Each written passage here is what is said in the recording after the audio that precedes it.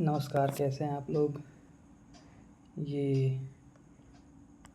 एक मिनट।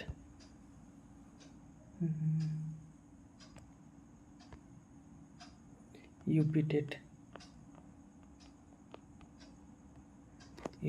की PYQ की सीरीज हम लोग कर रहे हैं और उसमें से ये 2017 PYQ previous year question paper 2017 है।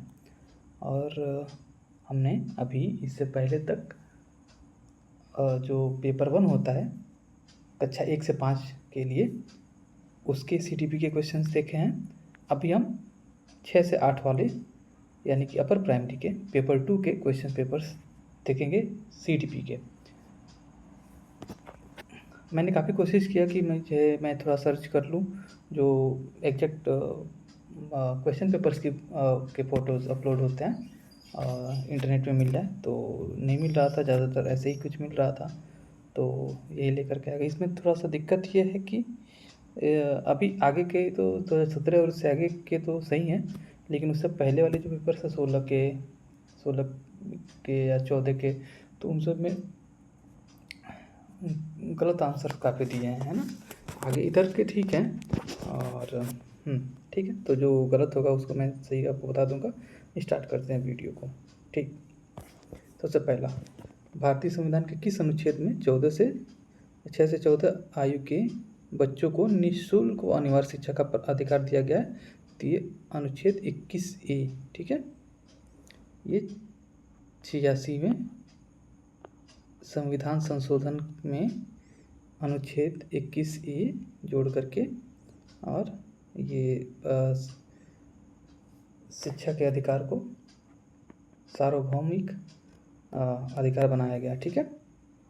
सार्वभौमिक शिक्षा के अधिकार को मूल अधिकार बनाया गया, तो इसका आंसर डी हो जाएगा। क्वेश्चन 2 देखते हैं। क्रिस्मर ने व्यक्तित्व को निम्न में से किस प्रमुख प्रकार में वर्गीकृत किया है?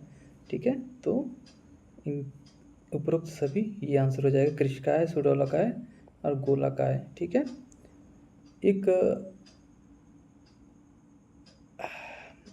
आगे क्वेश्चन आएगा शायद इसी पेपर में, अगले पेपर में, जिसमें ये 3 ऑप्शन दिए हैं और एक चौथा ऑप्शन दिया है और पूछा है कि कौन सा नहीं है, ठीक है।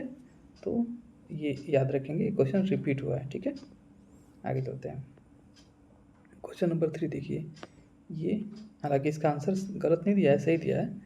TAT का उद्देश्य निम्न में से किसका मापन है? ठीक है, तो एक्चुअली TAT जो होता है वो होता है थीमेटिक एप्रिसिएशन टेस्ट, ठीक है।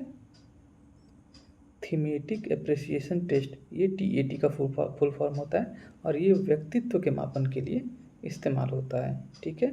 लेकिन ये अगर आप देखेंगे ऑप्शंस में तो व्यक्तित्व कहीं दिया ही नहीं है, ठीक है। तो अब आंसर क्या होगा? तो इसका आंसर जो है इसके आधार पे क्वेश्चन बी दिया गया है, TAT यानी कि अध्यापन क्षमता परीक्षण। ये हो जाएगा टीचर एप्टीट्यूड टेस्ट। जैसे हम लोग टीचर एलिजिबिलिटी टेस्ट देने जा रहे हैं ना, वैसे ही टीचर एप्टीट्यूड टेस्ट इसका फुल फॉर्म करके अध्यापन अभिक्षमता को एप्टीट्यूड कहा जाता है इंग्लिश में। तो टीचर एप्टीट्यूड टेस्ट इसका फुल फॉर्म दिया गया है और इसको जो है क्वेश्चन नंबर 2 को इसका सही आंसर माना गया है। इसका निर्माण सिंह और शर्मा ने किया था, ये कुछ काम का नहीं है, ठीक है। संघनन का सिद्धांत निम्न में से किसकी व्याख्या करता है? तो ये स्मृति की व्याख्या करता है, ठीक है। निम्न में से कौन सी शिक्षा मनोविज्ञान की सर्वाधिक व्यक्तिनिष्ठ विधि है?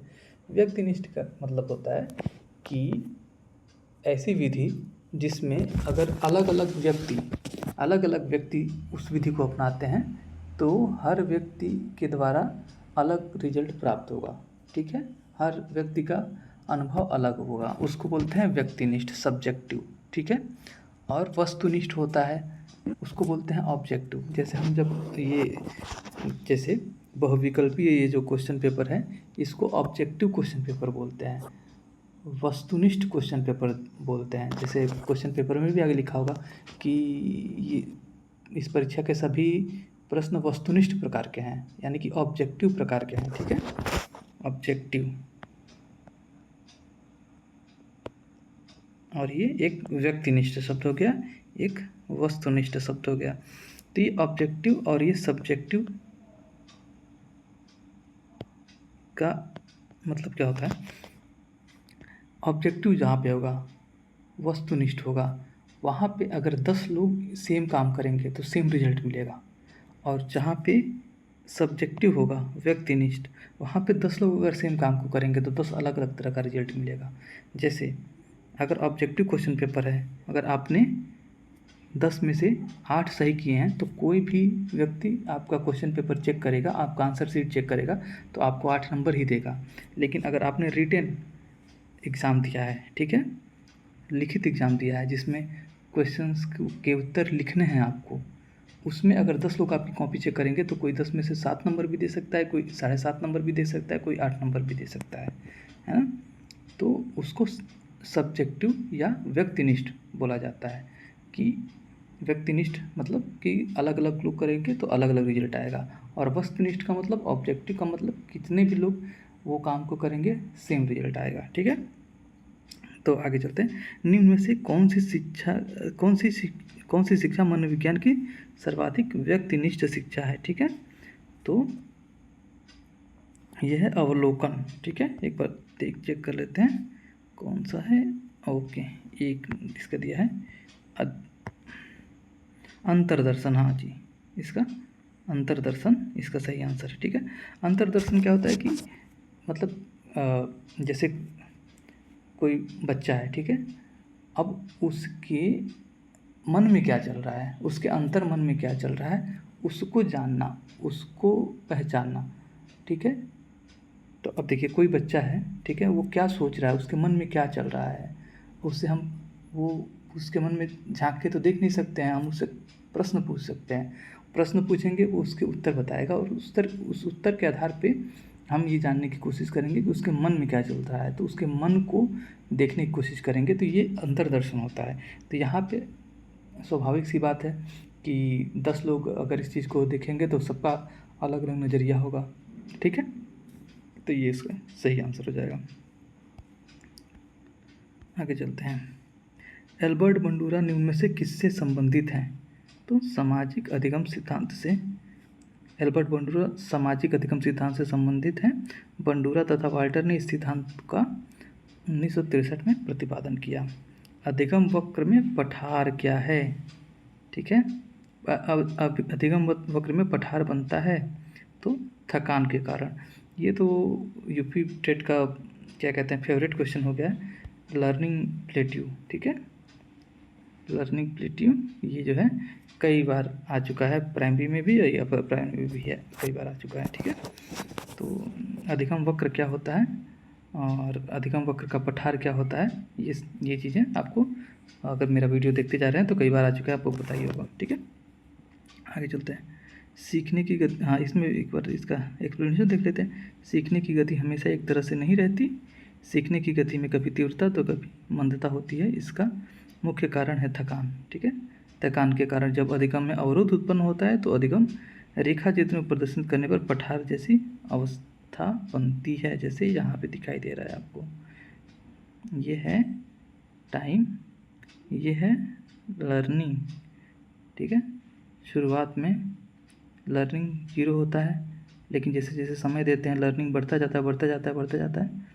ठीक है, लर्निंग बढ़ता जाता है, और कभी ऐसी परिस्थिति आती है कि समय तो बढ़ता रहता है लेकिन लर्निंग वही का वही रह जाता है। तो ऐसी अवस्था को अधिगम का पठार या प्लेट्यू बोलते हैं। ठीक है, दर्पण चित्र परीक्षण किसको मापने हेतु प्रयोग होता है? तो अधिगम अंतरण। ठीक है, ठीक। क्लाउड पिक्चर टेस्ट निम्न में से किसके मापन में प्रयुक्त होता है? तो यह व्यक्तित्व के मापन में। ये picture test, image test, dot test, ठीक है, स्याही परीक्षण, ये सब कहीं आए तो ये व्यक्तित्व मापने के लिए ही होता है। ठीक है, क्लाउड पिक्चर टेस्ट क्या होता है कि जैसे बादलों के जैसे आप बादल देखते होंगे ना, तो अलग अलग तरह की इमेज दिखाई देते हैं आपको, तो उस तरह की कई सारी इमेजेस आपको दिखाई जाएंगी। ठीक है, अब जिसका जैसा व्यक्तित्व होगा, है ना, जैसे ऐसे कहा जाता है ना कि जो जैसा होता है वैसा ही सोचता है, जो जैसा है होता है वो वैसे ही उम्मीद करता है, दूसरों को भी उसी नज़रिए से देखता है।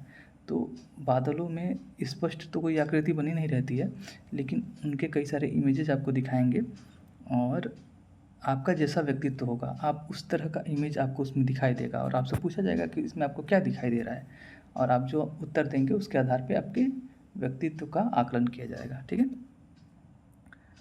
निम्न में से कौन सा शेष से भिन्न है। ठीक है, अब ये TAT देखिए, थीमेटिक एप्रिसिएशन टेस्ट। ठीक है, 60 PF, इसमें P आ ही रहा है, तो ये पर्सनालिटी से रिलेटेड है। ड्रॉ ए मैन परीक्षण, ठीक है, ये भी पर्सनालिटी यानी कि व्यक्तित्व से। तो ये TAT वहाँ पे दिखा था, किससे दिया था, अभिक्षमता से, लेकिन वास्तव में व्यक्तित्व से जुड़ा होता है। ठीक है, व्यक्तित्व परीक्षण का ये एक टेस्ट है। ठीक है, 16 PF ये भी व्यक्तित्व परीक्षण का है, इसमें P पर्सनालिटी को ही डिनोट करता है, और ट्रायमैन परीक्षण ये भी व्यक्तित्व के परीक्षण से है। रेवन का परीक्षण जो है व्यक्तित्व के परीक्षण से नहीं है, ये परीक्षण अशाब्दिक परीक्षण है। ठीक है, देखिए अब ट्रायमैन परीक्षण क्या होता है, जिसे आपको साइकियाट्रिस्ट आपके पास आएगा और आपको बोलेगा कि आप जो है एक किसी व्यक्ति का जो है एक चित्र जो है खींच कर दिखाइए, तो उसमें अलग अलग तरह के एक्सप्लेनेशंस होते हैं। एक मिनट, हाँ, ट्रायमैन परीक्षण इसके बारे में बता रहा था, तो एक मिनट, जो साइकियाट्रिस्ट है वो बोलेगा आपसे कि आप किसी व्यक्ति का एक इमेज ड्रॉ करो। ठीक है, तो आप एक ड्रॉ करोगे, अब उसमें अलग अलग उसके हिसाब से प्रिडिक्शंस होते हैं, जैसे कि किसी का अगर कोई सर बहुत बड़ा वो कर रहा है तो उसका क्या मतलब है, गर्दन बहुत बड़ा या बहुत छोटा, हाथ पैर बहुत बड़े या बहुत छोटे ड्रॉ कर रहे हैं, तो उसका मतलब वो किस तरह की मनोदशा को निरूपित करता है, दर्शाता है। ठीक है, तो इस तरह का पहले से उनके पास एक आइडिया होता है, और इसके आधार पे व्यक्तित्व का आकलन किया जाता है। ठीक है, तो ये तीनों व्यक्तित्व से संबंधित हैं, और ये जो है अशाब्दिक परीक्षण है। ठीक, अब आगे चलते हैं। इसकी माध्यिका क्या है। ठीक है, 7, 8, 9, 10, 11, 12 माध्यिका निकालनी है। अच्छा, ये माध्यिका वाला क्वेश्चन जो है ना, जो पेपर 2 है यूपी टेट का, उसमें कई बार आया हुआ है। ठीक है, मतलब अलग अलग तरीके से। तो माध्यिका निकालने के लिए सबसे पहले, हालांकि माध्यिका निकालने के लिए बहुत कठिन कठिन भी सवाल होते हैं, लेकिन मुझे लगता है कि इसी तरह के सिंपल ही देंगे। तो सबसे पहले क्या करते हैं कि जो अगर आंकड़े दिए हैं उनको हम बढ़ते क्रम में लिख लेते हैं। ठीक है, या फिर घटते में भी लिख सकते हैं, लेकिन बढ़ते क्रम में लिख लेते हैं। ठीक है, तो यहाँ पे देखेंगे तो पहले से ही बढ़ते क्रम में दिखा है, 7, 8, 9, 10, 11, 12। ठीक है, ये पहले से ही बढ़ते क्रम में दिया गया है। अब माध्यिका निकालने के लिए हम क्या करते हैं कि अगर विषम संख्या होती है, ठीक है, ये नंबर जो है इसको गिनेंगे, 1, 2, 3, 4, 5, 6, तो 6 है, 6 आंकड़े हमारे पास हैं, तो इनको n बोलते हैं, n=6 है। अब ये n अगर विषम संख्या है तो जो सबसे बीच वाली संख्या होती है वो हमारा उत्तर हो जाता है। ठीक है, जैसे अगर 12 नहीं रहता तो 5 ही रहते, तो सबसे बीच वाली संख्या क्या होती, 12 को अगर हम काट देते, 12 नहीं रहता हमारे पास, यही 5 रहता, तो ये 9 बीच वाली संख्या होती ना, 9 के इधर 2 है, 9 के इधर 2 है, बीच में 9 है, तो 9 हमारी माध्यिका हो जाती। ठीक है, लेकिन 6 है, तो 6 के बीच वाली संख्या कौन सी होगी। ठीक है, तो देखेंगे तो ये 9 और 10 ये दोनों बीच वाली संख्या होती है। ठीक है, अब देखो 9, 10 के इधर भी 2 है, और 9, 10 के इधर भी 2 है। ठीक है, अगर हम केवल 10 लेते हैं तो 10 के इधर 3 हो जा रहे हैं, और 10 के इधर 2, और केवल 9 ले रहे हैं अगर, तो 9 के इस साइड में 2 और 9 के इस साइड में 3 हो जा रहे हैं, तो 9 और 10 को कंबाइंड रूप में लेंगे कि ये दोनों बीच की संख्याएं हैं, ठीक है। अब इनका जो है औसत, इनके बीच की संख्या हम निकाल लेंगे, इनका औसत निकाल लेंगे। तो 9 और 10 के बीच में क्या होगा, 9.5, ठीक है। ये हमारी माध्यिका हो जाती है। अगर हम इसको सूत्र के रूप में कहना चाहें तो ये यहाँ पे सूत्र थोड़ा सा गड़बड़ दिया है, सही होता है सूत्र 1/2, या फिर ऐसे नहीं करें, थोड़ा आसान तरीके से लिखते हैं, 9n/2 2वां पद प्लस, यहाँ लिख दे रहा हूँ आगे, n/2 + 1वां पद, ठीक है, और बटे 2, ये होता है सूत्र, ठीक है। तो n/2वां पद 6 का आधा करेंगे, 6/2 तो आएगा 3, तो तीसरा पद हो जाएगा 1 2 3 9, फिर प्लस 9n/2 + 1वां पद, तो n/2 है 3 और +1 यानी कि 4, 4वां पद यानी कि चौथा पद क्या होगा, 1 2 3 4 10, तो यहाँ पे आएगा पहले 9 + 10/2, तो 9 + 10 होगा 19 और बटे 2 9.5, ठीक है, 9.5, तो ये उत्तर हो जाएगा, ठीक है। आगे देखते हैं, इन्होंने आंसर सही दिया है लेकिन सॉल्यूशन इसका गलत दिया हुआ है, ठीक है। सूर्य अंतर्दृष्टि के सिद्धांत का प्रतिपादन किसने किया था, तो ये गेस्टाल्टवादी मनोवैज्ञानिक ने दिया था। अधिगम से संबंधित सूर्य या अंतर्दृष्टि सिद्धांत का प्रतिपादन गेस्टाल्टवादी मनोवैज्ञानिकों ने किया है, जिसमें वोल्फगैंग कोहलर तथा कुर्ट कोफका प्रमुख हैं, ठीक है। वोल्फगैंग कोहलर, डब्ल्यू कोहलर या कुर्ट कोफका, ये लोग गेस्टाल्टवादी मनोवैज्ञानिक है। मैकडूगल के अनुसार प्रत्येक मूल प्रवृत्ति से संबद्ध होता है ये संवेग, ठीक है, इमोशन, इधर लिख देते हैं इमोशन।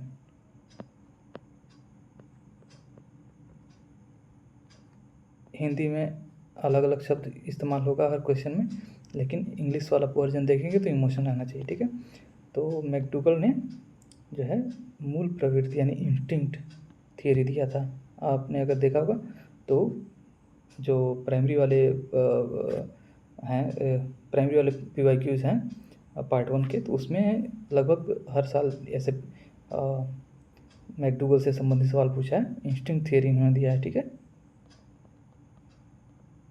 इंस्टिंक्ट थियरी, ठीक। तो इंस्टिंक्ट हर इनके हिसाब से कि 14 मूल इंस्टिंक्ट यानी कि मूल प्रवृत्ति होते हैं और उससे संबंधित 14 इमोशंस या 14 संवेग होते हैं, ठीक है। तो इसका बी आंसर हो जाएगा।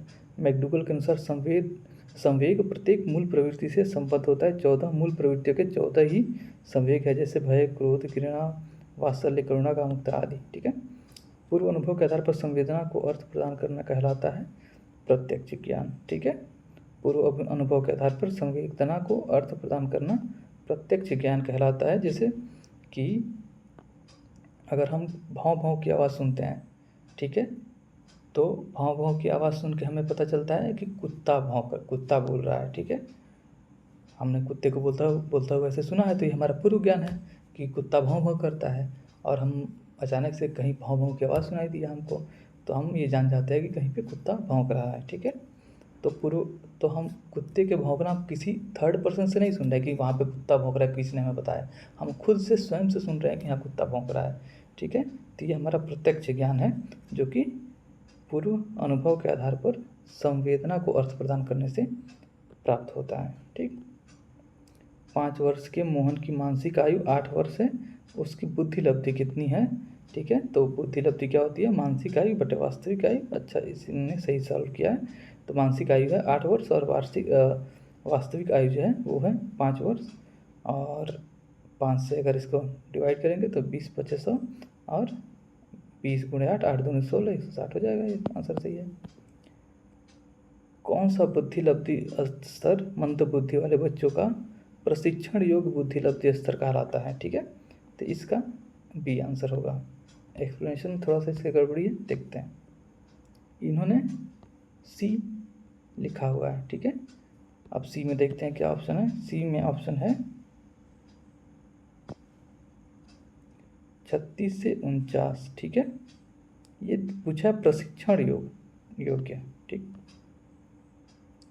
देखते हैं।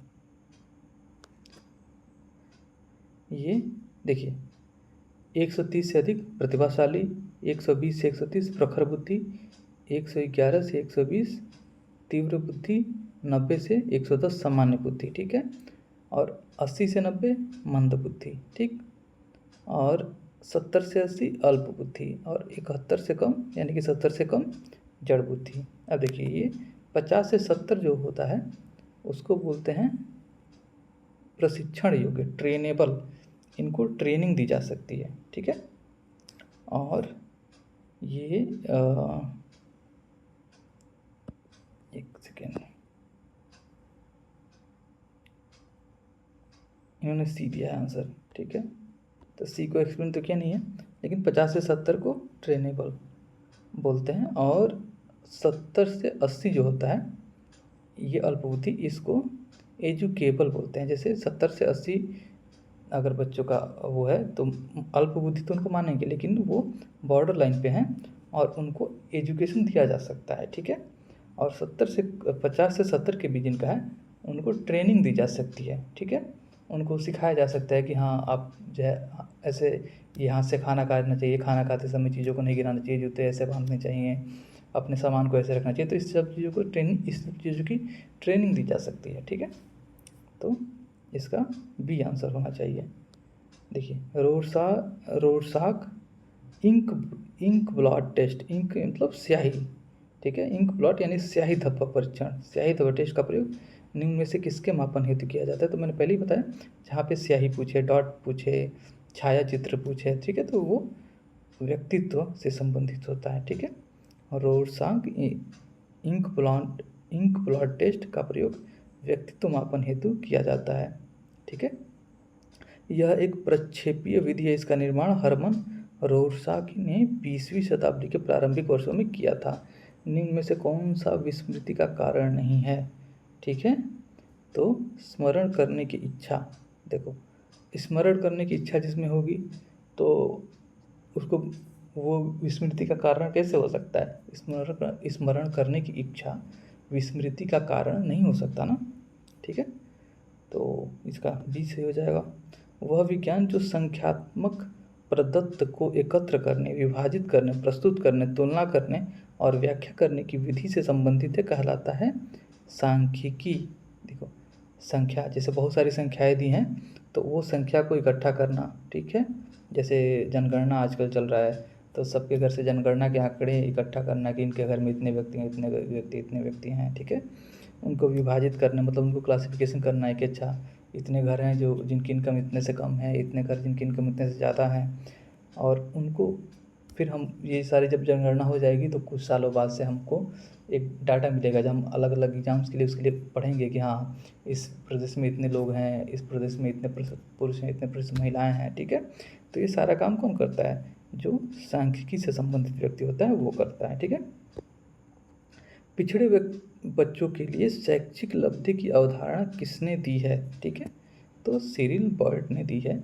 पिछड़े बच्चों के लिए शैक्षिक लब्धि की अवधारणा सिरिल बर्ड ने दी है। इसके लिए इन्होंने चार्ल्स स्पीयरमैन के परीक्षण बैटरी का उपयोग किया। इसी के आधार पर 1913 में इन्होंने पिछड़े बच्चों के लिए शैक्षिक लब्धि की अवधारणा दी है। निम्नलिखित में से कौन सा एक उत्तम परीक्षण की विशेषताओं से भिन्न है। ठीक है, तो उत्तम परीक्षण की क्या विशेषताएं, विश्वसनीयता, वस्तुनिष्ठा, मैंने समझा ना, ऑब्जेक्टिविटी, वस्तुनिष्ठा को क्या बोलेंगे, ऑब्जेक्टिविटी। और ऑब्जेक्टिव कैसा होता है कि 10 लोग करेंगे तो एक ही रिजल्ट आएगा। ठीक है, तो अच्छा टेस्ट क्या होगा, जैसे आपका ब्लड टेस्ट आप करा रहे हैं। ठीक है, 10 जगह अगर आप ब्लड टेस्ट करा रहे हैं तो 10 लोग अलग अलग बीमारी बता रहे हैं तो वो अच्छा परीक्षण नहीं माना जाएगा। अच्छा परीक्षण माना जाएगा ऐसी विधि से कि जिस विधि से 10 लोग अगर परीक्षण करें तो एक ही बीमारी निकले। ठीक है, तो वस्तुनिष्ठता, विश्वसनीयता तो होनी ही चाहिए कोई भी परीक्षण में। तो ये तो होना चाहिए, ठीक है। वैधता, वैलिड भी होना चाहिए। वैधता मतलब वैलिडिटी, कोई परीक्षण हो रहा है तो वो वैध होना चाहिए, अवैध नहीं होना चाहिए, ठीक है। अब जो है बचा अभिक्षमता, यही जो है इसका क्या कहते हैं, सबसे भिन्न है और ये सही आंसर है, ठीक है। अब देखिए, एक उत्तम परीक्षण की निम्नलिखित विशेषताएं होती हैं। वैधता होना चाहिए, विश्वसनीयता, वस्तुनिष्ठता, विभेदकता, प्रमापीकरण, व्यापकता, विशिष्टता, व्यावहारिकता इत्यादि, ठीक है। निम्न में से कौन सा बुद्धि का सिद्धांत नहीं है, ठीक। तो यूनिफैक्टर थियरी, एक तत्व सिद्धांत, यह भी बुद्धि का सिद्धांत है। द्वितत्व सिद्धांत, यह भी बुद्धि का सिद्धांत है। और बहुत तत्व सिद्धांत, ये भी बुद्धि का सिद्धांत है, ये बुद्धि का सिद्धांत नहीं है, इसलिए सी आंसर हो जाएगा, ठीक है। अब देखिए, एक तत्व बुद्धि का सिद्धांत बी ने, टर्मैन इन्होंने दिया, ठीक है। और द्वितत्व सिद्धांत जो है ये स्पीयरमैन ने दिया, और गार्डनर ने दिया था मल्टीपल थियोरी का सिद्धांत, यानी कि बहुत तत्व सिद्धांत, ठीक है, बुद्धि का बहुत तत्व सिद्धांत, ठीक है। आगे चलते हैं। निम्नलिखित में से कौन एक अंतःस्रावी ग्रंथि नहीं है, तो लार ग्रंथि नहीं है। एड्रीनल ग्रंथि, पीयूष ग्रंथि, थायराइड ग्रंथि, ये तीनों अंतःस्रावी ग्रंथियां हैं। पियाजे के अनुसार संज्ञानात्मक विकास की द्वितीय अवस्था क्या होती है, तो संज्ञानात्मक विकास की द्वितीय अवस्था जो है ये पूर्व संक्रिय अवस्था होती है। इसको हमेशा याद रखना चाहिए, ये हमेशा आता रहता है कहीं पे भी, आप रिपीटेड सीटेड सबका फेवरेट है। सेंसरी मोटर स्टेज पहला होता है 0 से 2 वर्ष। प्री ऑपरेशनल स्टेज दूसरा होता है 2 से 7। कॉन्क्रीट ऑपरेशनल 7 से 11 और फॉर्मल ऑपरेशनल 11 से 14। शारीरिक विकास को प्रभावित करने वाला कारक कौन सा है, ठीक है। तो शारीरिक विकास वंशानुक्रम से भी प्रभावित होता है, वातावरण से भी प्रभावित होता है, खेल और व्यायाम से भी प्रभावित होता है। तो उपरोक्त सभी ये सही आंसर हो जाएगा।